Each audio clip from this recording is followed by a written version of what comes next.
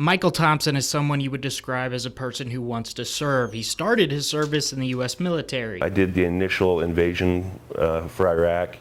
We were the group that was embedded with the special forces that jumped into North Iraq. That sent him overseas to both Afghanistan and Iraq. Went from small town kid to, gunner on a Humvee, and we were actually fighting and taking over areas as we worked our way south. And after that, back to Idaho, where he served in law enforcement. Worked some small jobs, but I found my niche right in law enforcement. But both changed him, and Michael today is living with PTSD. What I had when I got back out from the military was made worse through law enforcement, because we get to see the ugly side of society. Michael was let go from law enforcement because of his PTSD, which he's been able to cope with thanks to his service dog, Ziva. Kind of like love at first sight. What helps Michael find peace, he thinks, may also be preventing him from finding something else, a job. I have applied for 267 jobs.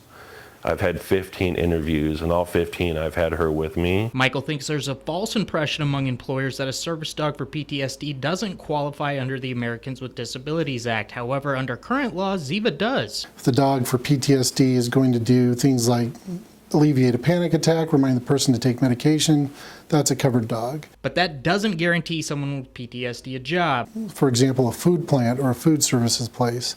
A dog may not be acceptable there under any circumstances, where it may be acceptable at another business. And when Michael or any other vet says their service dog helps alleviate PTSD-related panic attacks, The employer has to take that at face value. They don't get to inquire further, but they do get to inquire what the dog's purpose is. and Michael hopes further knowledge about service dogs and PTSD will help. Just, it's frustrating, because I know I'm not the only vet out there that's having the issue. Jared Hoddle, KMBT News.